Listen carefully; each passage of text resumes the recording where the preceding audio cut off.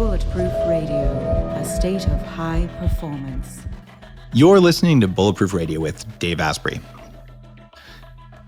My guest today is Robert Lustig, who is a pediatric neuroendocrinologist who spent 40 plus years treating and finding ways to prevent obesity, diabetes, New York Times bestselling author of several books about sugar, processed foods, and what happens when we get fat. And this is personal for me because I weighed 300 pounds.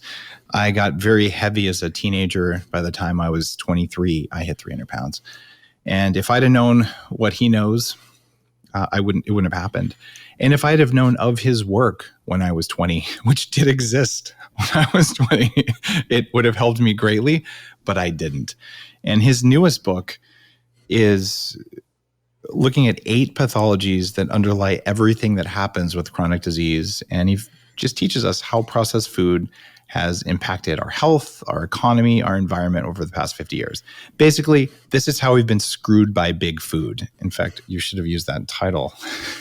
Welcome to the show, Dr. Lustig. Thanks so much for having me. And I appreciate the intro. I've only actually been doing obesity work for about 25 years. So before that, I was taking care of short kids, but the short kids got fat on me. Oh, man. I guess if you can't grow up, you grow out. Is that how it works? Yeah, something like that. Horizontal, not vertical.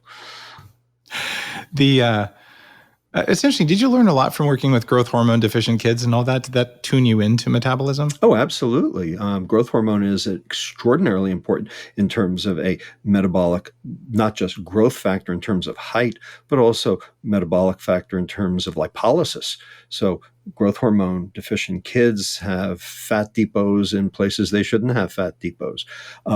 My colleague here at UCSF, Ethan Weiss, has done a phenomenal job of being able to actually discern how growth hormone does what it does and why patients who have growth hormone receptor deficiency, that is Laron dwarfism, even though they become markedly obese, are actually protected from chronic disease, such as type 2 diabetes and heart disease. And it has to do with what's going on in the liver versus what's going on in the fat. Are you on growth hormone now? Myself? I wish. Yeah. No, I'm not. What do you mean you wish? You could get on growth hormone. Oh, first of all, it's about $40,000 a year. Second of all, I don't have that kind of money. I'm an academic. And number 3, I'm not that kind of guy. I'd rather do it with food. If you could get growth hormone for free, would you take it now? No, not at this point. Okay, you wouldn't. I was wondering about that because you know a thing or two more than the average bear about that. I do. Why wouldn't you go on growth hormone? Well, in part because there's nothing that diet and exercise can't do that growth hormone does do. And why take the risk? Fair point. And before we get into your new book, which has some pretty profound quotes on it. Dale Bredesen, who is just a fantastic doctor, a friend who's been on the show, wrote The End of Alzheimer's. He calls you a modern Copernicus and says you have the expertise to recognize the charade of processed food and courage to tell the truth, which is awesome. So guys, if you're looking for the book. It was quite the comment, and I thanked Dale for it. I don't know about the Copernicus part, but whatever. At least he didn't call you Galileo because they burned that guy at the stake. So, if you're going to have an old, wise person to be your spirit person, there you go. Right. And Dale is one of those guys who just unpacked Alzheimer's, and the interview with him is one of my favorites on Bulletproof Radio. Well, the fact is that what Dale showed is exactly what I show. And the reason is because Alzheimer's and type 2 diabetes are virtually identical in terms of what the mitochondria in either your liver or your brain are doing. So what Dale writes about is what I write about. The overlap is, really remarkable. If you get diabetes, your chances of getting, Alzheimer's or cancer or cardiovascular disease, or pretty much having bad luck from a health perspective, seems like it goes up, right? Absolutely. And you've dialed in on diabetes. So pre-diabetes, is thought by some to be the precursor to diabetes, and other people think it's a figment of other people's imagination. It's a complex issue.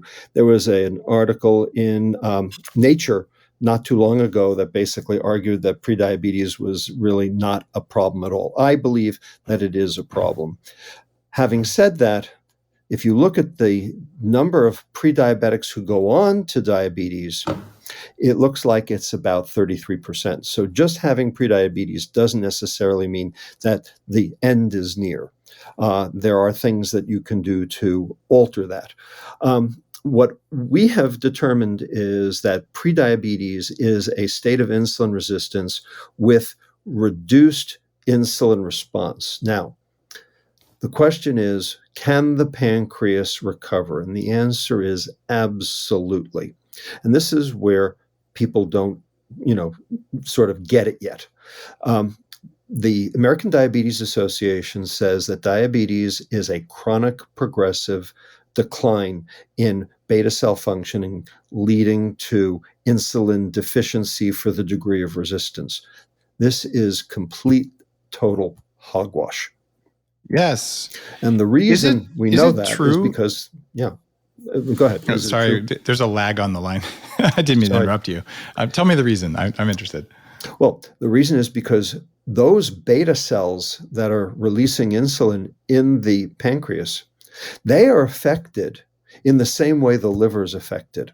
And we now know that these patients have non-alcoholic fatty pancreas disease, not just non-alcoholic fatty liver disease. Wow. And so if they can clear the fat from their pancreas, those beta cells can come back full force. And so you can reverse type 2 diabetes, and you can certainly reverse prediabetes if you ate right. But if you don't eat right... What does eating right mean? Well, that's the whole reason I wrote the book. Exactly. So I wrote Metabolical to basically explain what is healthy.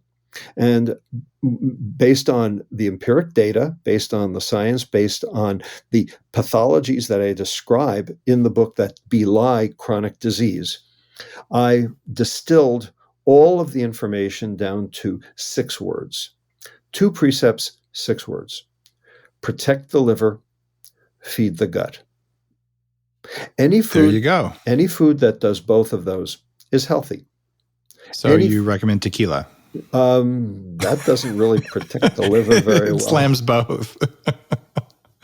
What does protecting the liver really mean? So protecting it from, number one, the onslaught of mono and disaccharides, so glucose and fructose, so sugar and refined carbohydrate being, shall we say, the big kahunas in the story. But it's also protecting it from excess branched chain amino acids, because branched chain amino acids ultimately become organic acids, go into the Krebs cycle in the liver, ultimately overwhelm the liver's capacity to be able to metabolize them, end up as fat as well, and also protecting it against various toxins, including heavy metals, including things like glyphosate, etc.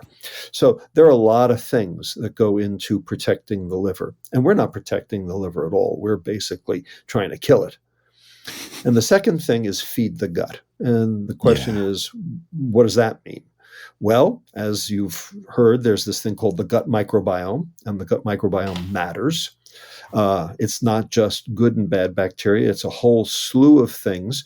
But in general, the bacterial content of the gut basically outnumbers us 10 to 1. There are 100 trillion bacteria in the intestine versus the 10 trillion cells we have in our body. And they make stuff. And the question is, does that stuff get across into our bloodstream to affect us? So there are barriers, there are junctions between the cells, and there are proteins called tight junctions or zonulins. This is what goes wrong in celiac disease, that keep whatever's in the intestine. Now, the question is, does it ever get across? And the answer is more and more it does. And the reason is because those tight junctions are failing. And what's making them fail? Well, specific things in the food, and also lack of energy. And the question is, Yeah. well, you're putting all this stuff into the intestine. Why aren't they getting enough energy? Well, it turns out fructose actually depletes the ATP within the intestinal epithelial cell, because when the fructose enters, it has to be phosphorylated. And so it goes from fructose to fructose 1-phosphate. That takes ATP down, and that leads to incompetency, transient incompetency of those tight junctions. So stuff can now get across. And if stuff gets across, you've got chance for inflammation. You've got chance for introducing a protein that might end up leading to an antibody response or a T cell response. Now you've got food allergy, and it's possible a lipopolysaccharide could get across, and that could cause more inflammation and possibly insulin resistance. Ultimately, those same zonulins are in the brain as well as the intestine. So if something's affecting them in the intestine, maybe it's affecting them in the brain, and now you've got mitochondrial dysfunction and defective neurotransmission in the brain. Maybe you've got psychiatric disease. Maybe you've got dementia. So all of these diseases that we are seeing increasing in frequency over the course of the last 50 years, commensurate with the advent of processed food in our diet, because we are not protecting the liver, because we are not feeding the gut, are basically inexorable. They are to be expected. And the problem is, as long as we eat badly, we will continue to suffer from these. And of course, they are breaking the medical bank of every country that has adopted the Western diet. In your new Metabolical book, you certainly talk about this. For listeners today, what are the 3 things that are the worst at poking holes in the gut that people can start paying attention to? Well, the lack of fiber. So if you don't have fiber, basically you're not feeding your gut. The intestinal bacteria, if you're not feeding them, they will feed on you. So they will actually dissolve the mucin layer that surrounds each intestinal epithelial cell as a barrier. And you can see it on electron microscopy. You can see the bacteria apposed, APPOSED, right on top of the intestinal epithelial cell. And this is probably one of the reasons for irritable bowel syndrome and also for inflammatory bowel disease, is the bacteria are supposed to be separated from this intestinal cell by this mucin layer. Well, if the bacteria doesn't have anything to eat, it'll eat that. So that's one thing. In addition, the colonic bacteria are very adept at eating soluble fiber and turning them into a product known as short-chain fatty acids, propionate butyrate. And it turns out those are anti-inflammatory and also anti-insulin. They are insulin suppressive. They keep your insulin down. So feeding your gut is both a mechanical thing and it is a metabolic thing, and it is essential. The problem is we take the fiber out of food on purpose for shelf life because you can't freeze fiber. Well, there's 2 kinds of fiber. There's what I call prebiotic fiber or soluble fiber. Right. And I've been really big on that since all the research in my anti-aging book. And then there's insoluble fiber, basically roughage. Correct. Right? And I know that the soluble or prebiotic fiber is something that feeds and makes butyric acid and propionic acid, which are both pro-ketogenic as well. Like just taking them will put you in ketosis to a certain extent. Right. At least it'll make ketones. And what I don't know, though, is your perspective on the roughage or the insoluble fiber. How important is that? Oh, it's extraordinarily important. The insoluble fiber is not there as food per se, but it is there for the barrier function that protect the liver. That insoluble fiber is essential. So think of it this way. You have a spaghetti colander, okay, metal bowl with holes in it, right? You run the water goes right through. Okay, now take a blob of petroleum jelly and throw it into the center of the colander. Run the water. Water still goes through. It might bounce off the petroleum jelly, but nothing's really changed. Now take your finger and rub that petroleum jelly all the way around the edges and into the center of that colander. Now run the water. Now you've got a Not barrier. much is going to go. Right. That's right. Now you've got a barrier. And the point is that the insoluble fiber that we eat, the cellulose, the roughage, as you put it, acts as the colander, or another way to think of it is the lattice work of a fishnet.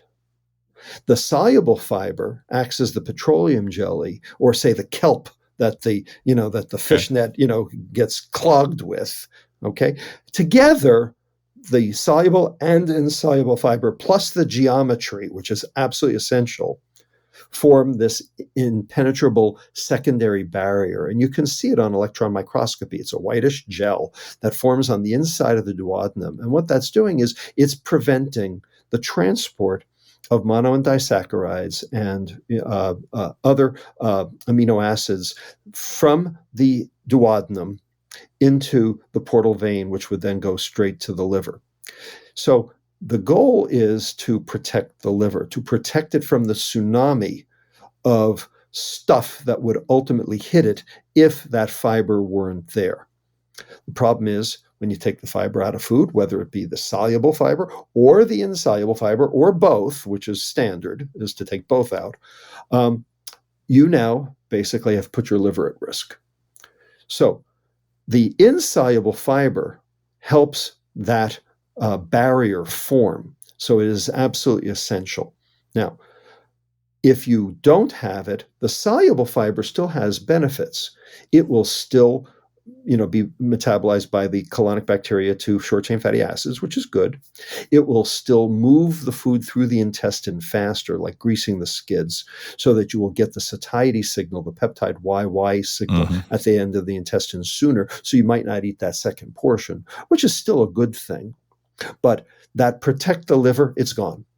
You haven't protected the liver at all. So interesting. There are 6 things that fiber does that are positive for your health.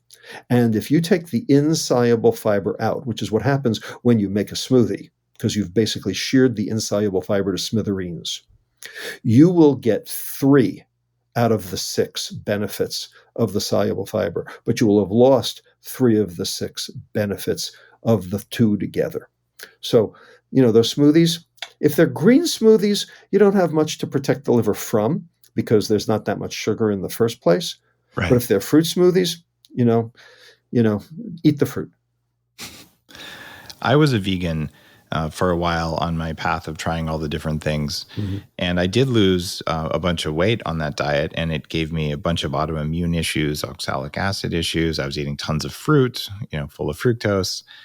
And it was an experiment in having less weight, but having a brain that didn't work, hormones that didn't work, and an immune system that didn't work.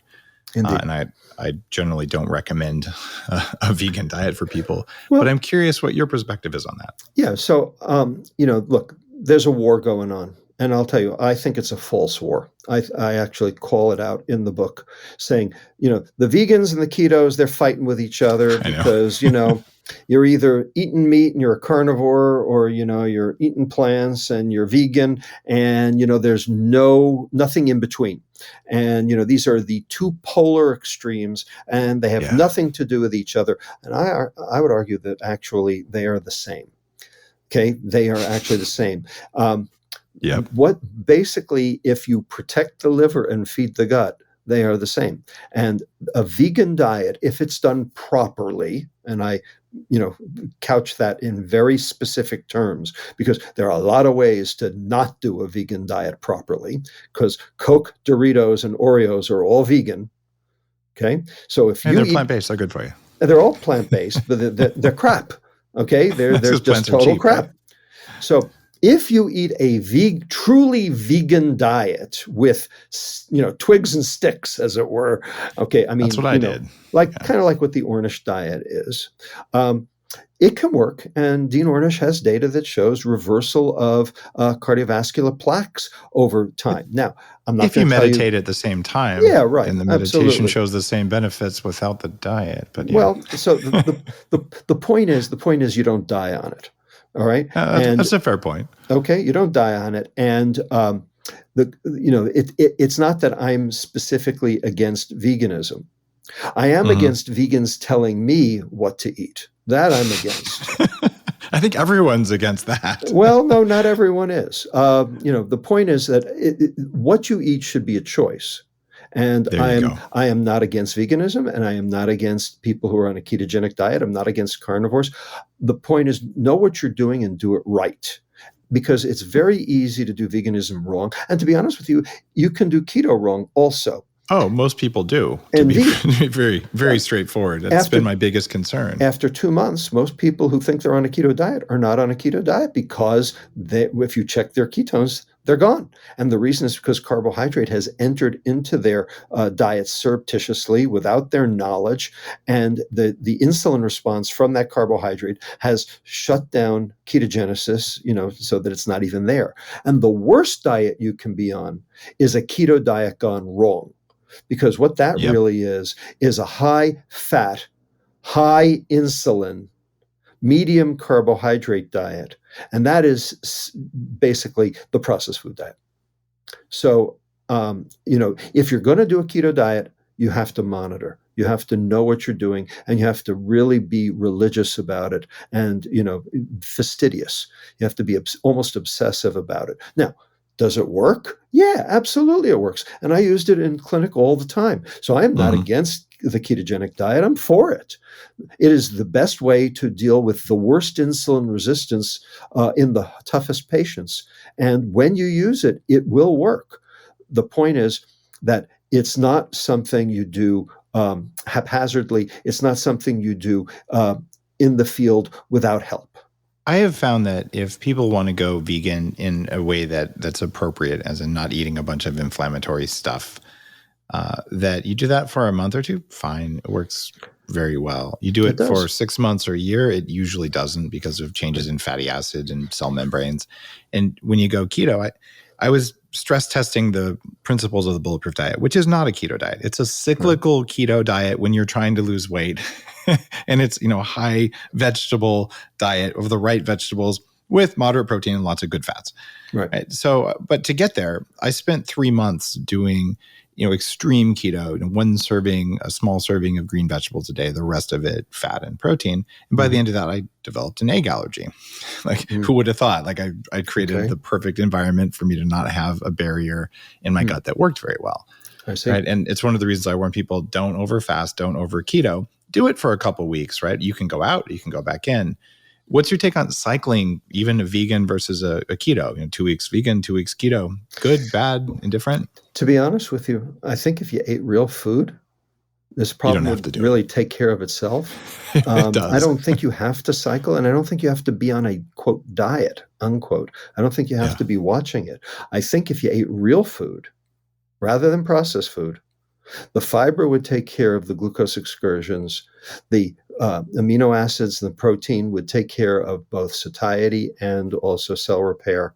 And I think you would have the best of both worlds. The problem is that's not what the food industry is selling. What would happen if you took a big old scoop of gloppy soluble fiber and the stuff that's gloppy is actually the insoluble fiber, and a big old scoop of soluble fiber, and you just drank that in a sawdust-like thing right before every meal and then ate junk food? Can you get away with it? I wish I knew the answer to that, because everyone asks me that. Dave, that's actually a common question people ask me is, can you people like the Oreos, right? Yeah. Can you game the system? And the answer is, no one's demonstrated the science on it yet. I don't know. Potentially, at least partially, possibly, but I don't actually know that for a fact. So I'm a little loath to give you a definitive answer. And that's a scientifically pure approach there. If you had to guess, I'm guessing you're going to be better off if you do that than if you don't do that. Yeah, probably. I mean, that would be my guess. It would be better to do it than not to do it. But to be honest with you, why would you want to do that? Why don't you just eat real food and get and get all the benefits and none of the risks? So I live on a farm. We raise our own food. We raise the animals. We raise the vegetables. So I eat real food, and that's how I do it. But every time I talk to people, but I like my pizza. And I'm like, Yeah. I don't care. If you like heroin, you still shouldn't do heroin. It's not about whether you like it. I make food that you like too, that makes you feel good, right? And that does what it's supposed to do. But for the people listening who are just not going to do it, Right. it feels like increasing your fiber intake via any means necessary is a good deal. Well, it is. If you do it with fiber 1 bars, then not so much, because that's only point. soluble fiber. Basically no one's figured out how to put insoluble fiber back into food. It's not miscible. So, the processed food industry can't seem to do it. Soluble fiber, that's easy. Virtually everything's got inulin in it or psyllium in it, or some form of a pectin in it. That's what holds jelly together. That's soluble fiber. The point is you need both, and real food gives you both, and that's what works, and that's why you're doing well, is because you're eating real food. There are people who want to splurge, and I am all for splurging. Yep. I am totally for splurging. But, inherent in the word splurge is that it's rare. Okay, so so here, listen carefully. Listen carefully, audience, okay? I am for dessert. For dessert. I am not for dessert for breakfast, lunch, dinner, and snacks. Yeah.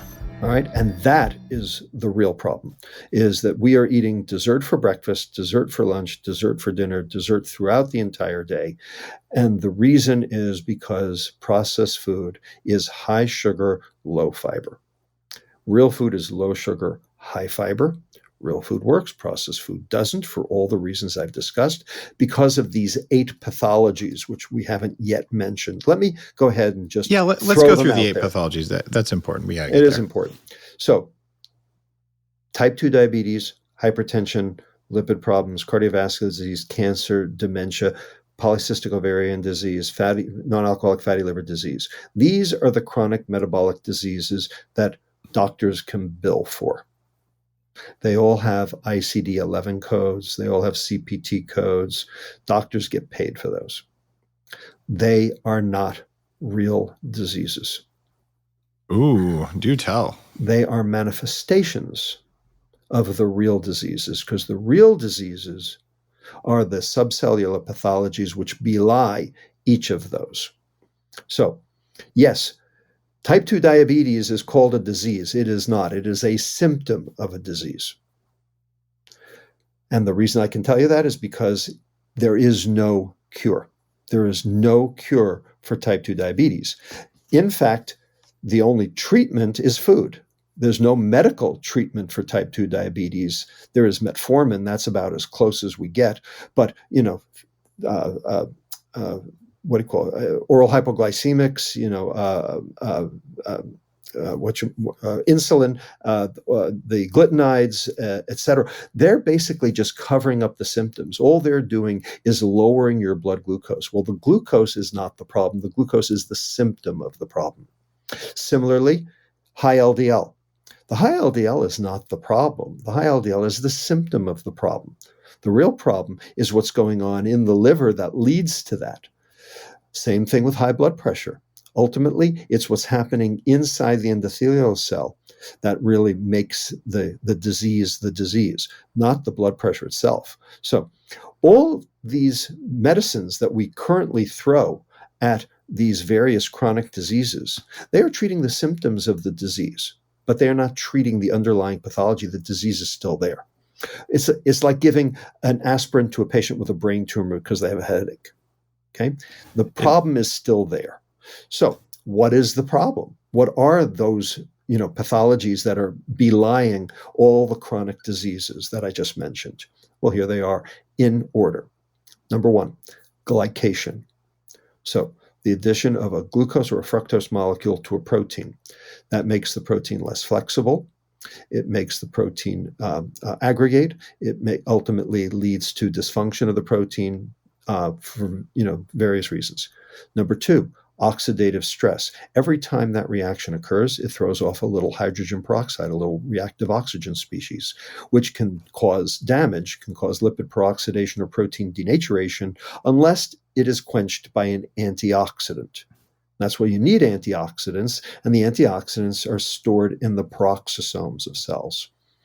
The problem is that processed food is low in antioxidants, and so those reactive oxygen species go hog wild and cause all sorts of damage, leading to a process called the unfolded protein response in the endoplasmic reticulum. And that means that the insulin molecule, for instance, can't fold, or the insulin receptor molecule can't fold. And so now you have insulin resistance or insulin deficiency. Now you got diabetes. Number 3, mitochondrial dysfunction. So your mitochondria is where you burn energy. Well, unfortunately, there are things that can damage the mitochondria, and there are things that can cause mitochondrial dysfunction. And they are basically all related to processed food, whether it be fructose, whether it be lack of carnitine, whether it be the linoleic acid. Ultimately, all of these things lead to defective mitochondrial function. Ron Kahn, the head of the Joslin Diabetes Institute, just did a study in 2019 where he basically showed that glucose makes mitochondria work better and fructose makes mitochondria work worse. And he actually came out and finally said a calorie is not a calorie. It only took him how many years? And, now for the first time, he actually says sugar is bad. But you know who doesn't? The American Diabetes Association doesn't say. Well, that's because they're a lobbying group for diabetes, right? They're trying to cause it so they can have more donations. Right. Well, what would happen to the ADA if, we actually got rid of diabetes? So, number 4, insulin resistance, this phenomenon. And there are different parts of the body that can become insulin resistant. And, the different parts of the body manifest that insulin resistance in different ways. Let me give you an example. My favorite mouse of all time, because it takes all of modern medicine and basically throws it out the friggin' window, turns it on its head. Okay, this is the mouse that sends everyone back to medical school. It is called the Pediatric mouse. And it is the glomerular podocyte insulin receptor knockout mouse. You're missing your insulin receptor in the kidney of this mouse. That's what's missing. So this mouse is euglycemic.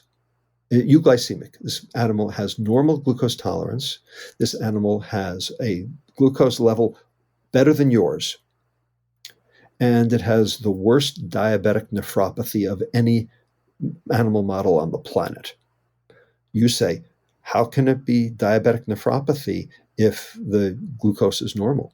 And the answer is because it's not the glucose that causes the kidney disease, it's the insulin. The lack of insulin action on the kidney is what causes the kidney to fail, not the high glucose. And, I do not know why doctors don't get this. But doesn't high glucose also cause that advanced glycation end product problem? Oh, absolutely. So you want that glucose to come down. That's the glycation part. But that's not what's killing the kidney. Got it. The insulin is killing the kidney. Problem. So glucose and insulin are bad. Oh, absolutely. That makes people say, oh, you're a keto guy. But you're not a keto guy. You're a moderate carb guy, a non-sugar guy. I'm a high fiber guy. Because if you look at the glucose excursion on a high fiber diet, it looks exactly like the glucose excursion on a low carb diet. And there are studies that show that. Yep. So ultimately, they do the same thing. So that's why I'm not married to either diet, is because you ultimately get the same thing out of it. Keep the glucose down, keep the insulin down. You got to do both. Number 5, membrane instability. So this is all about omega-3s and omega-6s, okay? There's a whole literature now. It's like a balloon, okay? If you poke your finger into a balloon, what happens? Your finger comes back and the balloon is fine. Okay, now if you poke the balloon with a pin, what happens? Okay, you get a popped balloon, all right? Why is that? Well, in fact, your neurons are basically exactly the same. And so omega-3s allow for membrane stability and what's known as membrane fluidity. And so they allow those membranes to be distensible. But if you have more omega-6s, that you don't have that, or if you have more saturated fat, you don't have that. So keeping your membranes in top shape is really important, and omega-3s are the way to do that. When you say omega-3s, you're talking about EPA and DHA, or are you Both. talking about the vegetarian omega-3s that act like omega-6s mostly? No, I'm talking about EPA and DHA. And the only place, so DHA you can get from algae. Right. EPA you can't. EPA only comes from marine oils. And you need them both. You need them both. And, ignoring the EPA to get the DHA, I think, is a big mistake. I'm sure Big Food's behind that too, because they can grow algae cheaply and they have a hard time getting proper marine lipids, like from fish eggs, which is my favorite source. That's what I use in the stuff I made for Bulletproof, right? Well, plus, cheap marine oils, smell like fish. There's a problem with the cheap ones too, right? So quality really matters there. It really does. So that's a big issue. Number 6, inflammation. And we talked about inflammation earlier in terms of this barrier in the intestine. So if you basically cause dysfunction of those tight junctions in the intestine, you're going to get inflammation, and it's going to, resonate throughout the entire body, especially the liver, where that's going to generate insulin resistance big time. Number 7, methylation. So epigenetics. There are other things other than methyl groups that can be added on to DNA. But ultimately, once a methyl group goes on, it don't come off. And it changes the expression of those genes and ultimately of those proteins. And that can result in obesity. It can result in cardiovascular disease. This is a big issue for the function, the metabolism of this bad amino acid called homocysteine, which you need folate to basically destroy, to turn into cystathionine down the line. And if you have a problem with methyl tetrahydrofolate reductase, or MTHFR, you've got a problem. Well, one of the ways you can try to goose that is by taking big time folate. But bottom line is everyone needs enough folate in order to keep your methylation at a minimum. And then finally, number 8, the big one that I think is, really, really important and has been ignored thus far in the medical literature, autophagy. Yes. So autophagy is garbage night for the cell. So your cells make lots of crap. Okay, they make dead mitochondria. They make lipids that become dysfunctional or denatured. They make all sorts of stuff, protein aggregates, and those have to get cleared out. All right, and if they don't get cleared out, ultimately the cell doesn't work right. Now, the time when those get taken care of is often during sleep, especially in the brain. And that is actually what sleep is. It's garbage night for the brain. Okay. And so you need your sleep in order to get garbage night. If you're not doing autophagy, you are not you're not keeping your cells healthy.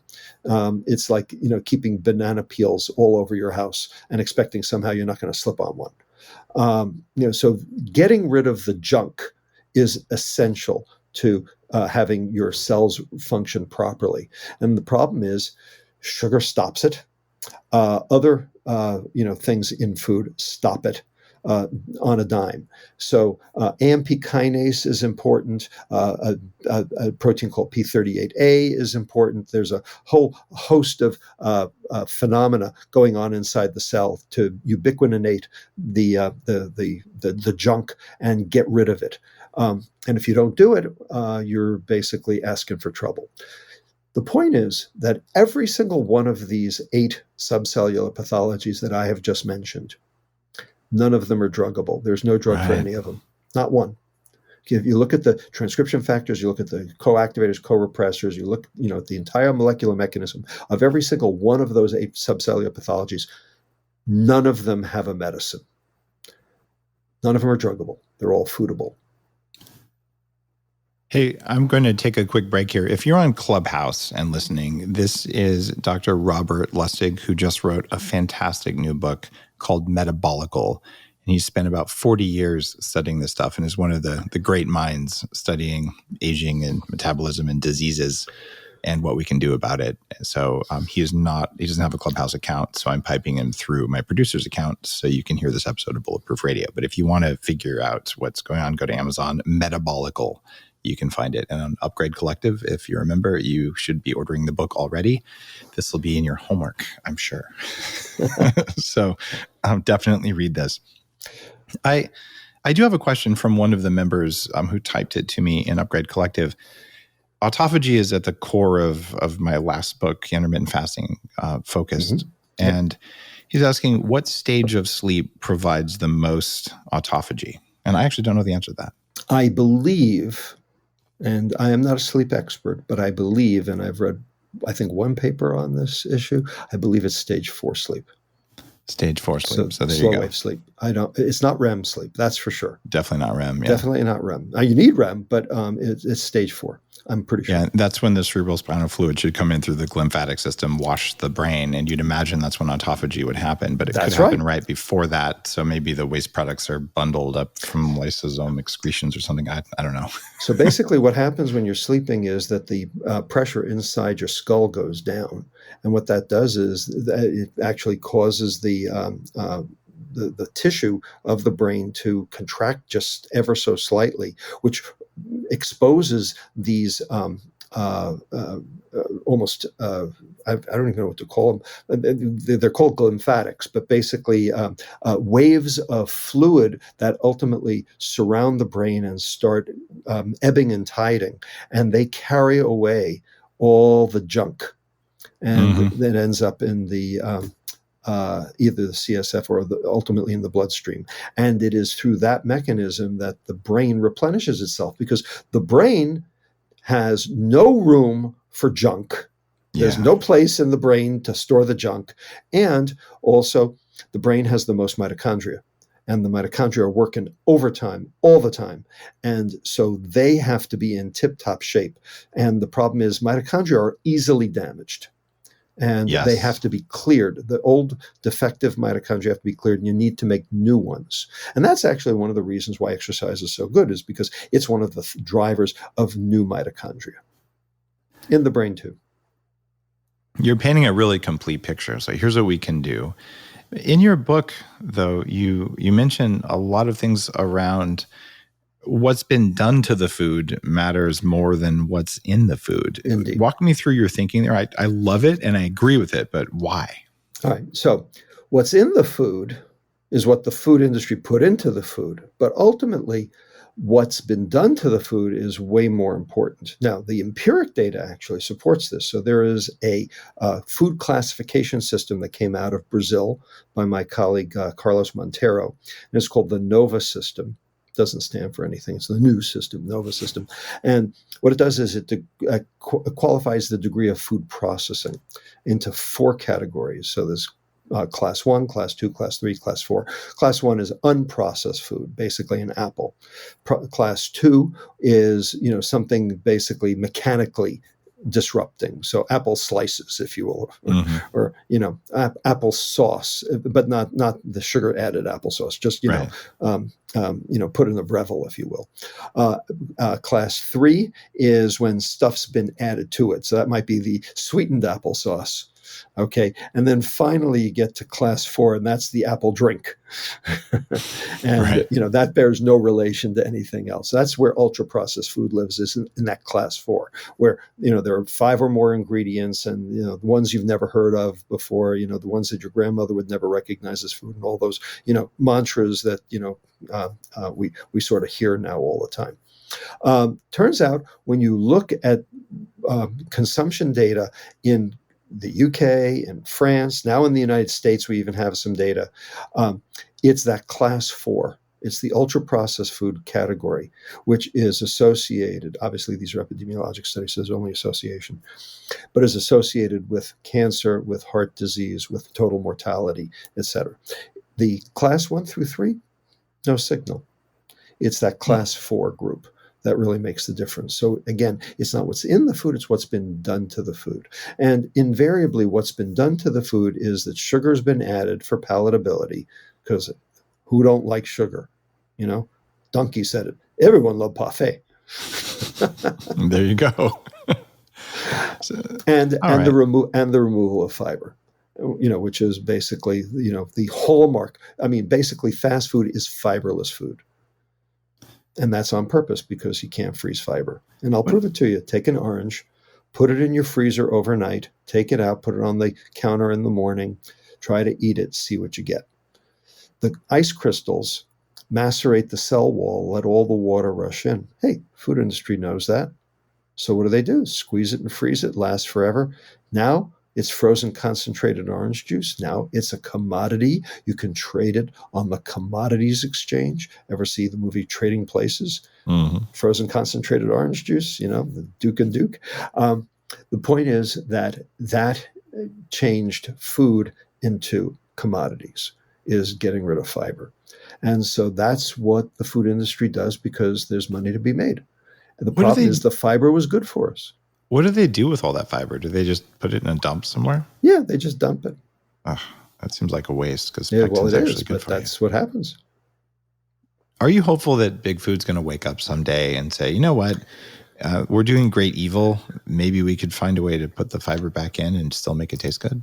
So it's not just the fiber; it's the whole thing. It's the entire food business paradigm. And stop adding chemicals and colorings and other crap like that. But yeah. So there are some food industry people, executives, who have they figured this out. They know, and I've actually talked with one or two of them. They know. The question is, what do they do about it? They work for a food company, You're supposed to hire Dr. Ornish to say that carbs are all good for you as long as there's no fat, right? Well, not exactly. Not exactly. But, there have been a couple of attempts within the food industry to make changes. Yeah. All met with disaster. Indra Nooyi at Pepsi. I've had dinner with her. She's working. She's working on fixing, or she was before she left. She was working on making it better for sure. She was trying. Yeah, she always had the fun for you line, the Pepsi and the Doritos. And then she also had the better for you line, like the Slim Jims. And then she made the good for you line, which was the chia seeds and the hummus and the pretzels and stuff like that. And she introduced those in 2006, and by 2011. Okay, Wall Street was calling for her head on a silver platter because she lost $349 million in 1 year. Okay, she survived that onslaught, but basically you never heard from the good for you line again after that. Now, Pepsi is now, dabbling in trying to, sort of recreate and trying to get there. Another person who tried to do this was Denise Morrison. She was the CEO of Campbell's Soup. And so she tried to actually do something about the salt in Campbell's Soup, because in the UK in 2006, Action on Salt had actually put enough pressure on the Blair government so that the Blair government actually sat down with the entire UK food procurement and service establishment, so Tesco and Sainsbury and Marks and Spencer and all those guys, and said, you are all going to work together to reduce the salt content of the British diet, because the incidence of hypertension and stroke is just through the friggin' roof. And you all are going to work together, and you're all going to reduce the sodium content of all your processed foods by 10% per year to a maximum of 40% reduction. And you're going to do it over a 4-year period. And most importantly, we're not going to tell anybody. It's a big secret. Okay, no one's going to spill the beans, and you're just going to do it, and we're going to watch, and we're going to play referee, and you're going to do it, and everyone has to play. And guess what? They did. And the incidence and prevalence of hypertension and stroke in Britain went down by 30% because they did this. It was a paper that came out in 2012 in BMJ. Wait, so Morrison knew this and said, well, I'll do this for Campbell's Soup.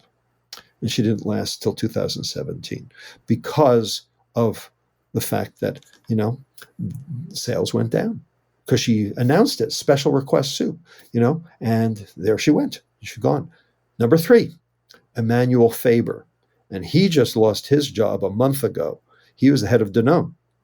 And they did a full reckoning on their entire portfolio, and they reduced the content of sugar, added sugar, in their in Danone products by 14%. Which, to be honest with you, I think it's not a lot. Yeah. It's like a pittance, but they did it. Okay, and Faber is now looking for a job. So there are people in the industry who get it, who know, but they work for a food company. It is a really, really rough situation. I have sat down with similar people and others because of my role in creating new ideas in food and all with my largest company, Bulletproof. Yep.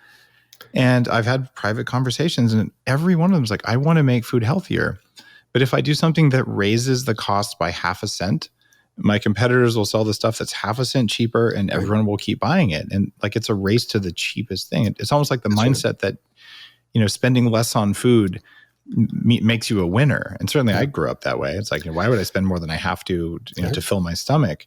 But I grew up that way too anymore. Yeah, no, I grew up that way. Exactly the same thing. I ate a lot of Swanson TV dinners. My mother had 2 jobs.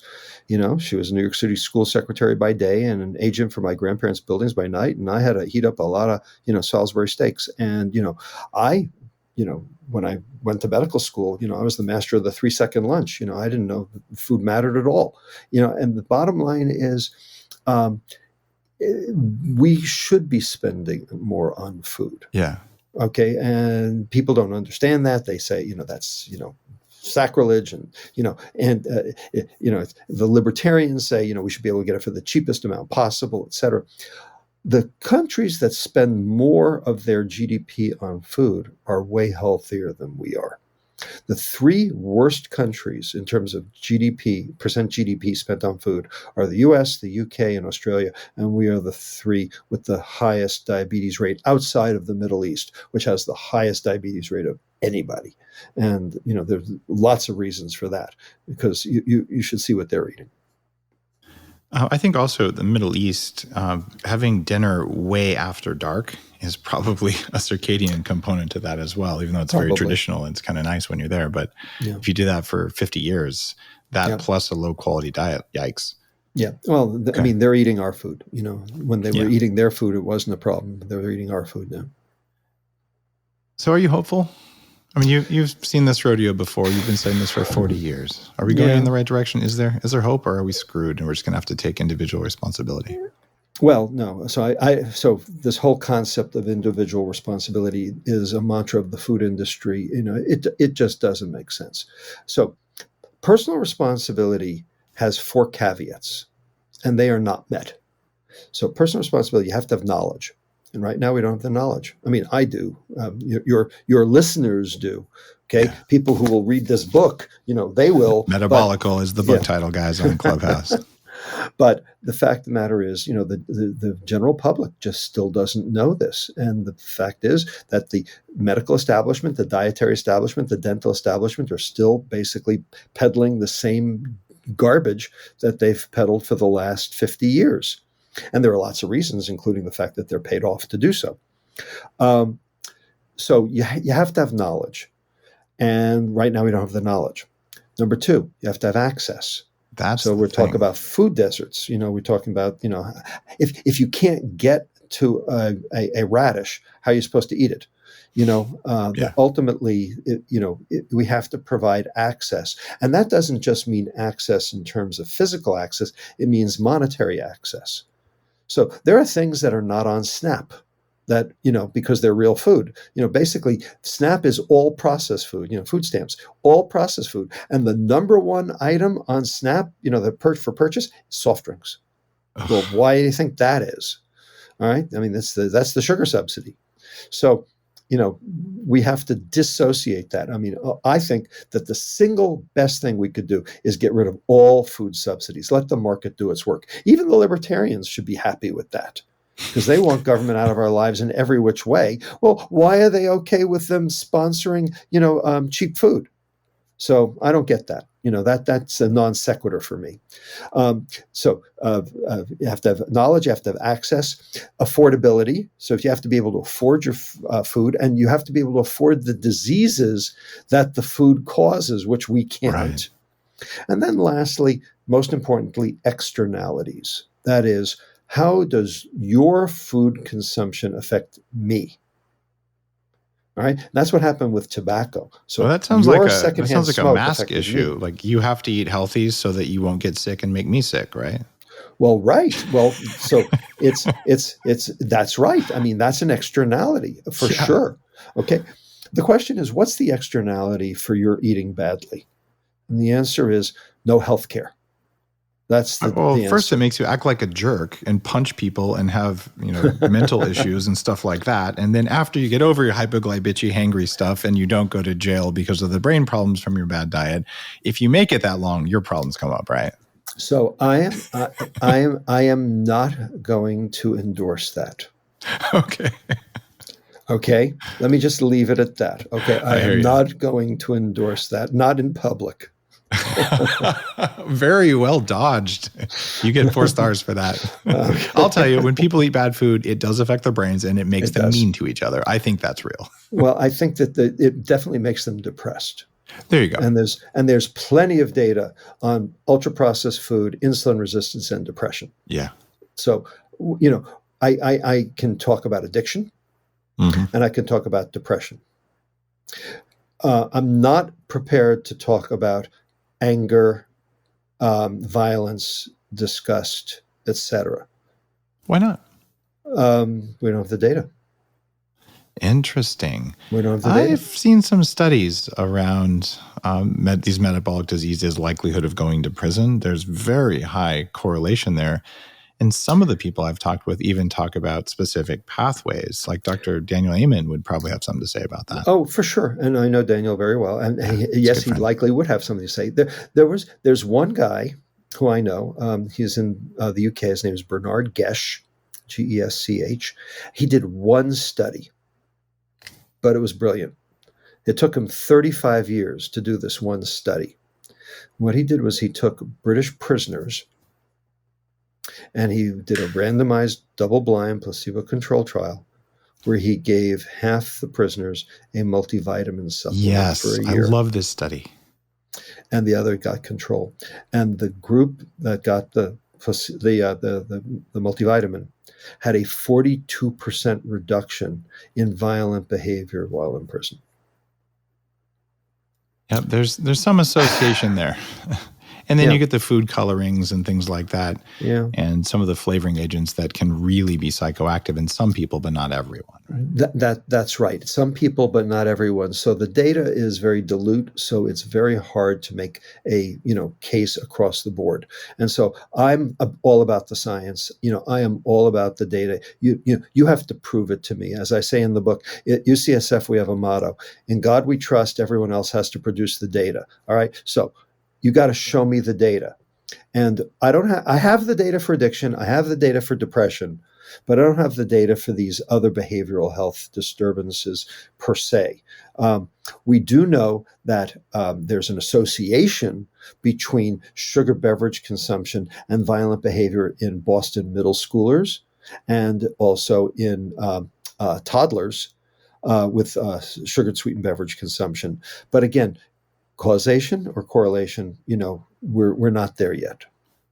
Okay, I can accept that. I'm still going to bet that correlation is causative because I know when I give my kids a bunch of sugar, they sure punch each other, and when I don't, they don't. So there's my N=2 study. I hear you. I hear you. Okay, there was something else on your list that I was surprised wasn't there, that this list of things that people need to have. You also need information about what's in your food. And we talked about labeling, but you go to a restaurant, people don't know what all is happening in the food that they think is fresh made, that's all processed or ultra processed food that gets basically reheated and put on a plate. I'm opening my second restaurant, by the way, this month in Victoria, BC. I'm growing the food that we serve at the restaurant on my farm. And we don't do ultra processed. There's no canola oil and corn oil and soybean oil. But you go to the normal, even the expensive places that aren't in food deserts, and you order the salad. Oh, it's made with olive oil. And you go, that's great, because if there's canola oil, I'll have a seizure right here on the table. You have to call the medics. And then they come back, go, oh my God, I never knew it was half canola in the olive oil in the dressing. I'm like, yeah, I knew. Right. So you can't even get what you think you're getting at most places because labeling is so bad. Indeed. Labeling is the problem. And that's what the point I make in the book is that what you need to know about the food is not on the food label. And so knowing the label is irrelevant. Plus, we actually have the data from New York City after the labeling of law in 2009 went into effect, and it didn't change anything that anybody ordered or consumed anyway. So, labeling does not work. Education alone has not solved any substantive abuse. Did Nancy Reagan's just say no work? We got an opioid crisis. I was going to say, I think it actually increased the drug problem, right? Possibly. Made them cooler for kids. Maybe. The bottom line is that for every societal ill that involves an addictive substance, we've had personal intervention, which for lack of a better word, we can call rehab. And we have societal intervention, which for lack of a better word, we can call laws. Rehab and laws worked for tobacco, worked for alcohol, worked for street drugs, not for, prescription opiates, unfortunately. The question is sugar a drug? And the answer is absolutely. Absolutely. It is psychoactive. It causes mitochondrial dysfunction. It is a drug. But people say, but it's in food. How can it be a drug? Well, there are a lot of things in food that are drugs. Okay, caffeine. Caffeine. It's good for you. AMPK. Come on. Right. Exactly. So, the point is we have to rethink how we think about food. We have to rethink how we think about the food system. We have to rethink how we think about the environment. People are mad at the cows. Okay, the cows are not the friggin' problem. As I actually do the math in the book. If you look at the number of head of cattle today, it is fewer than the number of head of cattle in 1968, 50 years ago. Oops. Okay, there are fewer cattle today than there were then, but we have 4 times the amount of methane coming from those cattle.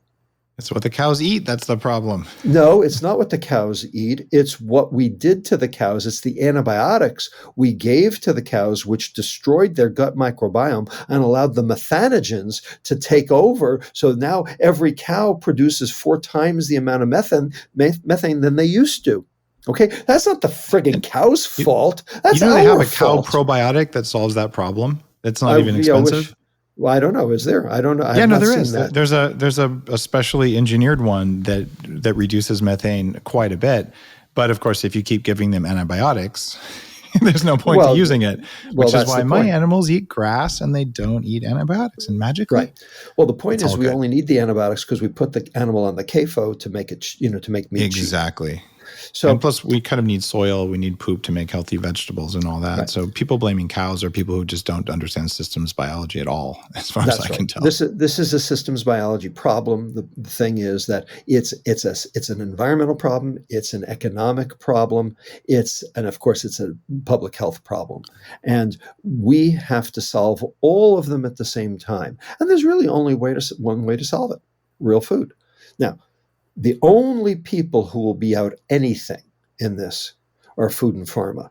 Now, the food industry, they will still make money. It's the pharma that won't. And so they're pushing their pills. And the thing is, they need to be making acute care medicines, not chronic care medicines. Acute care medicines that will basically solve our problem in a week or less, like good antibiotics that, don't develop resistance, as opposed to chronic medicines like that you're going to be on for 30 or 40 years, like anti-diabetic or antihypertensive drugs. But, they basically made their bed. They said, this is where the money is because this is where the disease is. But we don't need this disease. And it's not treating the disease. It's only treating the symptoms of disease.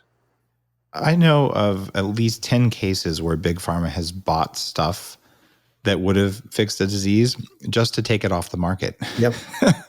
That's right. There's great evil being done by these companies and also some really innovative care. There's some new stuff around anti-cancer treatments that's truly phenomenal, right? And of course, the pricing is usually screwed up. But we all benefit from pharmaceuticals. They're useful when you need them, but the industry is out of control and they're benefiting from this kind of sick, pollute the environment, feed people crap. get them real sick. And the companies that made big pharma were the original oil companies that became chemical companies that became big pharma companies. So even the oil they're burning that gives us, carcinogens eventually makes it back. That seems really hard to fix, Robert. How are we going to fix this? Well, it's a tough one. That's a tough one. In the book, I actually describe how the medical establishment moved toward pharma as its go-to. I talk about John D. Rockefeller. Yeah, he was the original OG drug kingpin, and the reason is, head of Standard Oil. He had a byproduct that he had heard was good for certain skin diseases. It was called coal tar. He had a lot of coal tar. And so he set up the Rockefeller University for Medical Research, where I worked. It was now called the Rockefeller University, back in 1901. And ultimately, the goal was to basically rethink medicine by getting coal tar into everything. And he sponsored a lot of medical research as long as it was on coal tar. And so this notion that, we can solve this problem, better living through pharmacology or chemistry, dates back to the very inception of modern medicine. So the head of the Rockefeller Institute for Medical Research was a guy named Simon Flexner. His brother, Abraham Flexner, was the one who wrote the famous Flexner Report that basically shut down 80% of the medical schools in this country at the time, and especially African-American medical schools. And, to be honest with you, at some point, they haven't even recovered from that. That's pretty much like burning the library where was that library? Alexandria. Where we had all these rich healing traditions that were distributed. They couldn't share that stuff very well. And they just shut it all down and monocropped medicine, which is not a cool thing. And I feel like the diversity is happening. Again, it's slowly growing, mostly because you can share online. Although now, if you use Google, you can't share because they don't show you anything except big pharma. So, what they want to show you, what they're being paid to show you. Well, that's why I call the subtitle of the book is "The Lure and the Lies of Processed Food, Nutrition, and Modern Medicine." So there's a lot for doctors to take away from this. This is an inherent systemic problem within the entire medical establishment. You do take on a really unique approach in your book. And if you're on Clubhouse, this is Dr. Robert Lustig. And his new book is just coming out. You can pre-order it right now. And it's called Metabolical, like diabolical, but metabolical. Because what you're doing, Robert, is you're saying, all right, here's the societal, economic, and structural problems that are causing it. Here's what it's doing inside the body, and here's what to do to take care of yourself so it doesn't cause a problem. Most nutrition books... And to take care of society so that we can solve the problem. And to solve the problem. And most nutrition books don't talk about the policy angle. I think you and Dr. Hyman are the two leaders. Even my books, I don't talk about that too much. Just because I feel like it would fill up 2 more books. But I think you did a fantastic job because, you've written, this isn't your first potential New York Times bestseller, but you've done a really good job of putting enough of these in so that a new reader could sit down and say, I understand why it's this way, because it doesn't seem logical on its face. But when you realize it was set up that way, maybe not even intentionally, maybe it evolved that way. Certainly some people had intention, but I don't think Rockefeller knew in 1901 that his coal tar research was going to result in what it has. Yeah, well, I often say that this is a plot, not a conspiracy. There's a difference. Yeah, okay? Big difference. Conspiracy requires collusion between industry actors, in order to, make the public sick. I don't think anyone went out to make the public sick. I don't think anybody had that level of sociopathy to say, I'm going to make people sick. However, they did have the sociopathy of, I'm going to basically soak these people for all they're worth. It's only about your wallet. That makes a lot of sense. Robert, I am honored to have you on Bulletproof Radio, and I am grateful for your work.